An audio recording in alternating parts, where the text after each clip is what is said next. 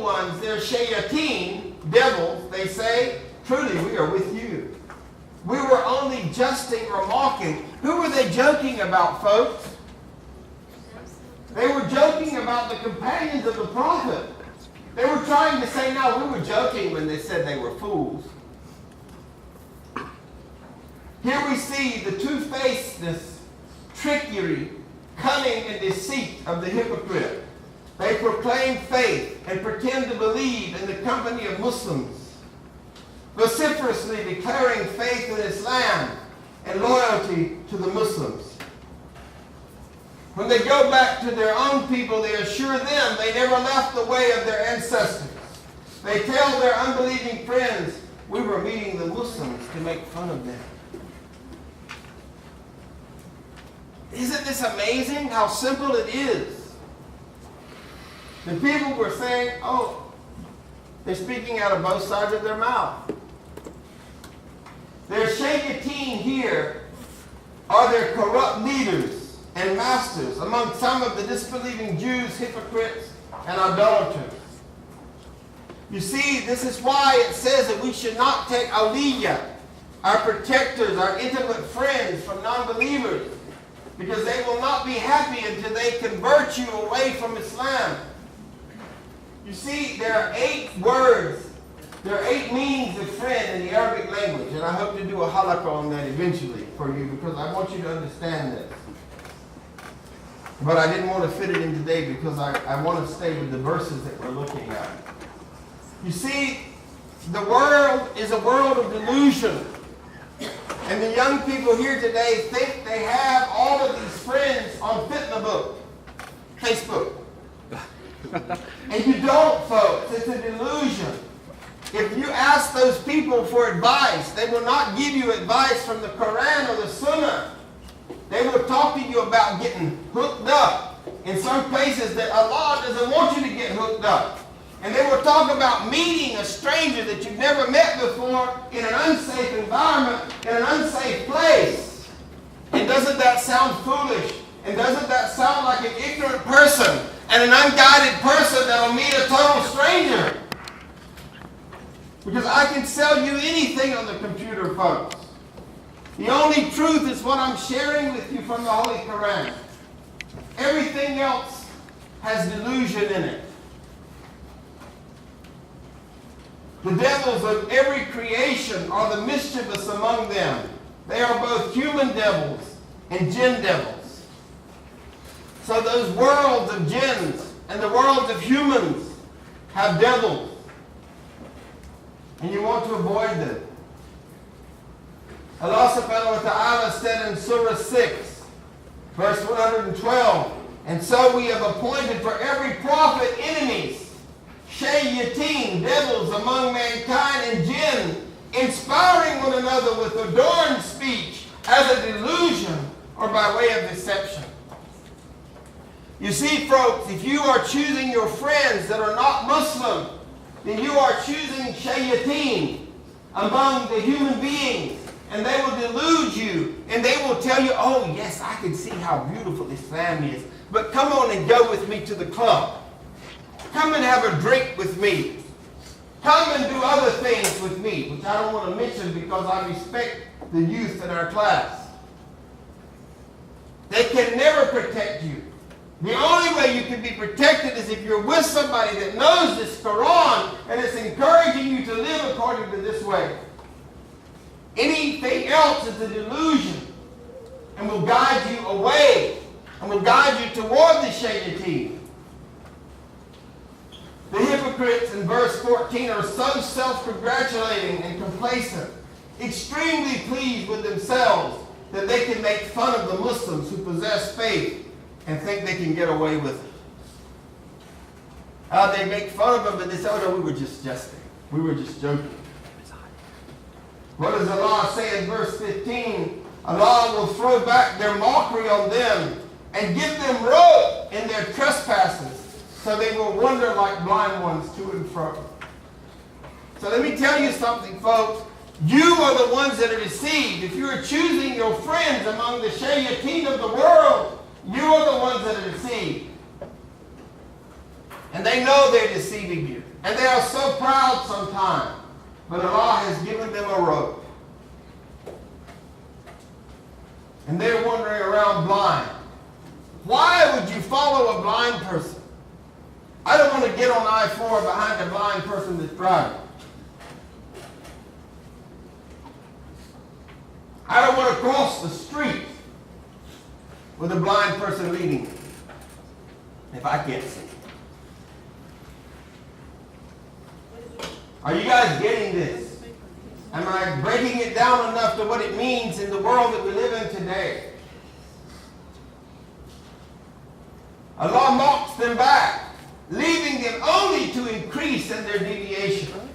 Allah subhanahu wa ta'ala in His mercy gives them a long rope, but this is only a provision for them to be thrown into the ridicule of Allah subhanahu wa ta'ala. The hypocrites were so blind they could not see or understand that Allah punishes. And this delusion encouraged their disbelief, arrogance, complacency, and rebellion, filling their own cups full of iniquity, so that Allah not only mocks them, but allows them to increase in their deviation. So Allah gave them a rope to hang themselves. Allah mentioned that He will do what He will do to them on the day of resurrection in Surah 57 and verse 13. One day will the hypocrites, men and women, say to the believers, "Wait for us, let us borrow a light from your light." It will be said, "Turn ye back to your rear, then seek a light wherever you can." So a wall will be put up betwixt them, with a gate therein. Within it will be mercy throughout, and without it all alongside will be torment, wrath, and punishment. So Allah gives those hypocrites a rope to hang themselves, folks. All these people that you think your friends that are among the shayateen, this will be their destination. It looks real good what they're doing, and it looks real fun because the world is full of a delusion. But read the verses and see what's in store for the hypocrite.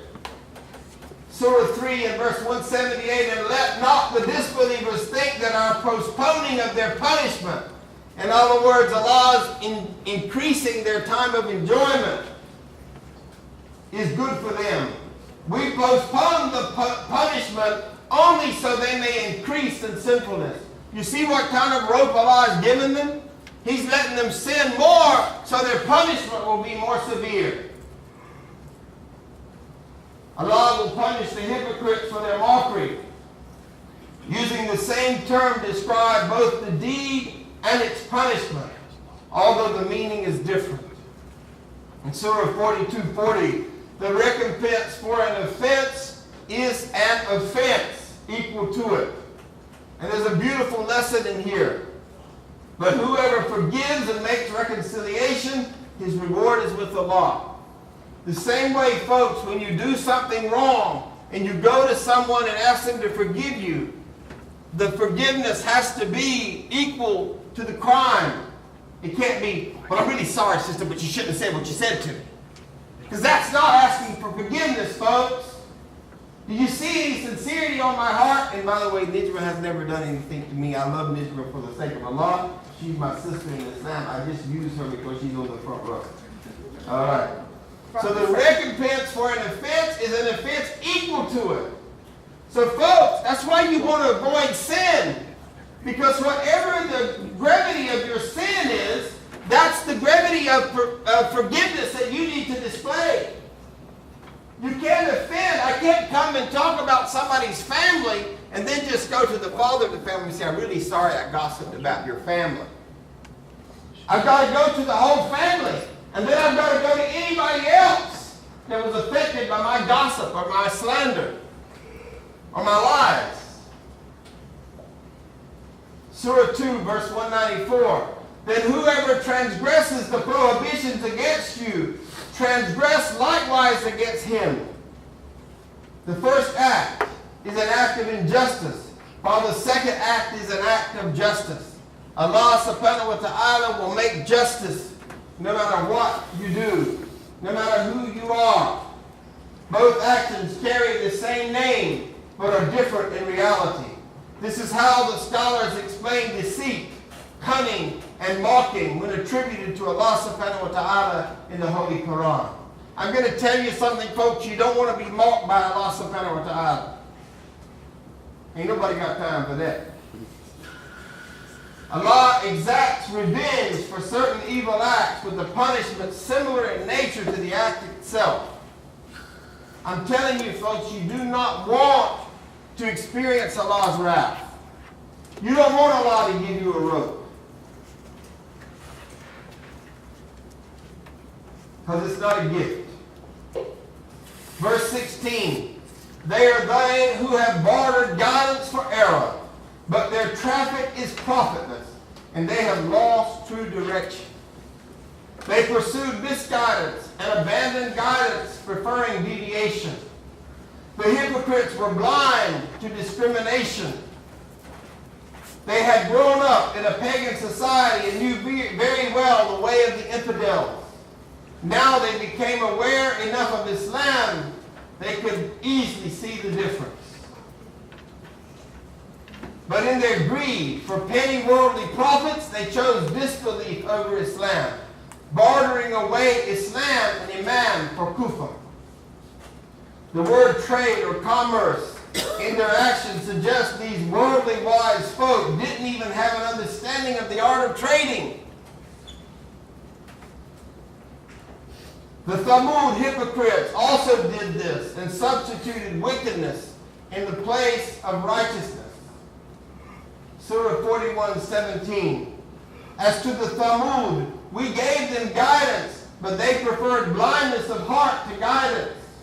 We have to stop and ask ourselves, folks, are we preferring blindness of heart to guidance? And the way you can find out the answer to that question is look at your behavior. Don't look at what you're saying, but look at what you're doing. And if you're a Muslim and you are doing things that are contrary to Islam, then you are choosing blindness of heart instead of guidance. And I beg you to take this as a warning. So the stunning punishment of humiliation seized them because of what they earned. The people of Thamud, Allah subhanahu wa ta'ala punished them because they were choosing the way of the world instead of the way of Allah. And Allah will punish us the same way, folks. This meaning also includes those who first believed and then later disbelieved. Allah subhanahu wa ta'ala describes them in Surah 63 and verse 3. That is because they believed and then they disbelieved. So their hearts were sealed over and they do not understand. You see, folks, every time you take the world for guidance, you are going into disbelief. And the more you go into disbelief, the more you go to the clubs, the more that you do things that are contrary to Islam, the more into misguidance you will go before you won't even realize that you're misguided. And you will become to where you prefer deviation over guidance. Because you know what? You're deluded by the shayateen to believe that it's fun. And it's nothing but an illusion. The only thing that's fun in this life is living for Allah.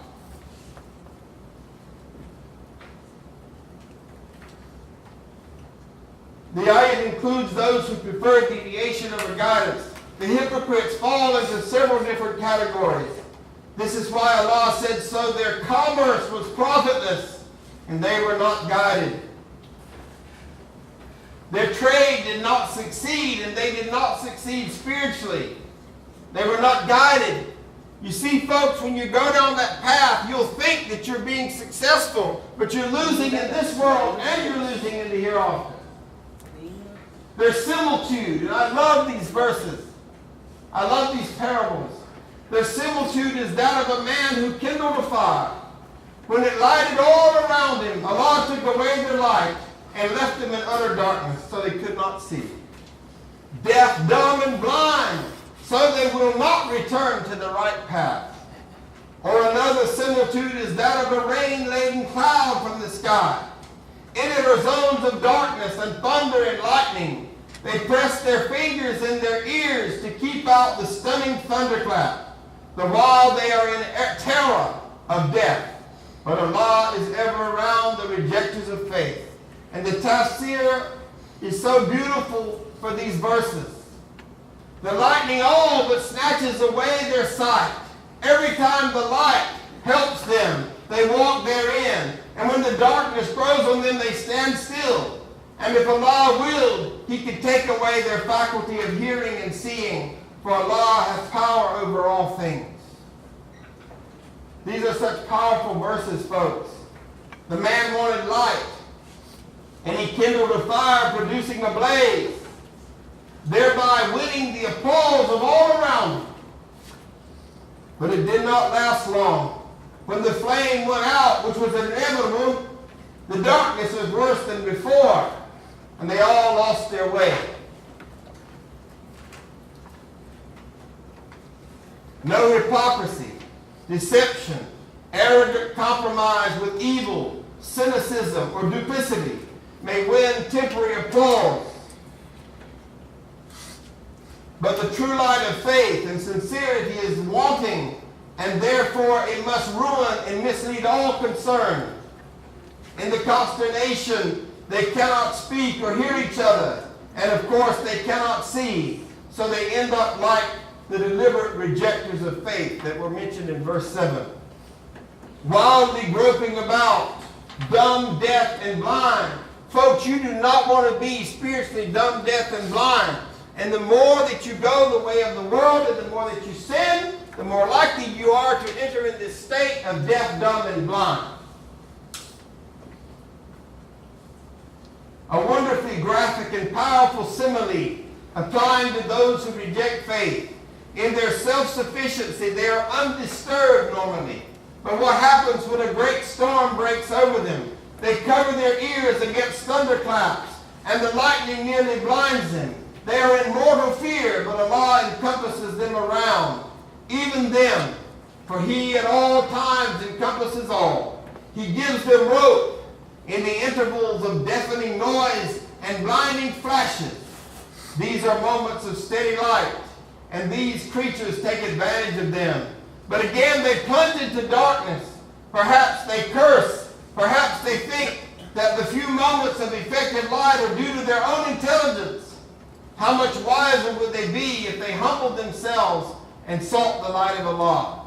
Can you see the simile? Can you see the parable of the world that we're living in this beautiful tafsir? You see, folks, we think that sometimes we hear a philosopher and we think for a second, oh, I've been enlightened. And then the light goes off. And you're in worse shape than you were before because you can't find your way, because you're confused.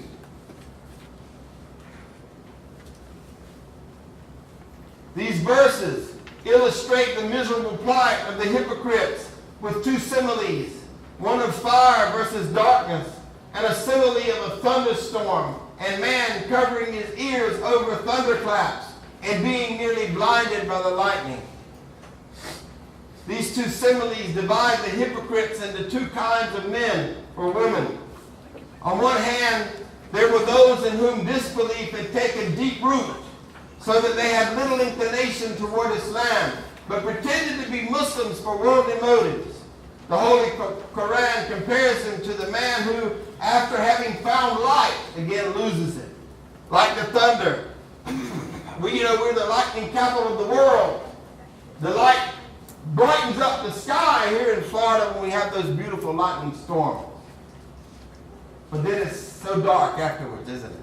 And when the power goes out afterwards, look at the difference in comparison to the light and the darkness. And that's the difference between your life when you're on the truth and when you're on falsehood.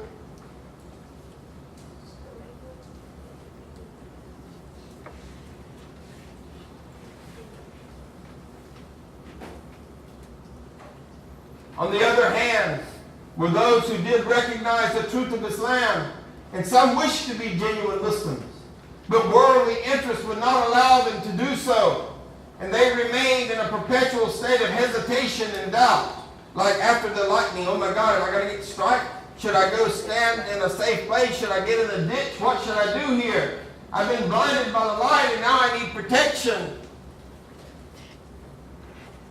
And they remained in a perpetual state of hesitation and doubt. They had been likened to the man caught in a thunderstorm who moved forward a step or two when there is a flash of lightning, but when it is over, again they get stuck. In the course of these parables, the hypocrites have also been warned that they are not beyond the power of Allah, and that He can, as and when He likes, take away their sight and hearing and even destroy them. Your spiritual vision, your spiritual hearing can go just as fast as the thunder and lightning, folks, goes. Once upon a time, they had the fire and light of Islam, and Allah extinguished it from them because of disbelief and love for the world, because of disobedience. You see, folks, it's disbelief when you say, the Quran says so-and-so, but I'm not going to do that. Or the Quran says so-and-so, but I don't believe that. That is disbelief, folks. And this is the danger of disbelief. Allah removed their light means Allah removed what benefited them, His nur, His light, His guidance, and left them with what harms them, darkness, doubt, disbelief, and hypocrisy. They were blind and could not see. They were unable to find the Sirat al-Mustaqim, the straight path, or find direction, and were in total darkness and deviation. They were deaf and dumb. They can no longer hear His guidance and cannot utter words that might even benefit them. Because that's what dumb means. It means you cannot even speak.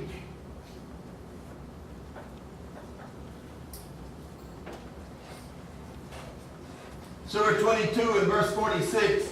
Verily it is not the eyes that grow blind, but it is the heart which are in the beast that grow blind. Folks, let me tell you, you don't want a blind heart. You don't want a deaf heart. You don't want a dumb heart. This way they cannot get back to the state of guidance that they were in because they sold it for misguidance. You don't want to sell your soul, folks, for the love of this world. You don't want to sell your soul for one night of what you call fun. You don't want to sell your soul for what appears to be the glamour of having a boyfriend or a girlfriend.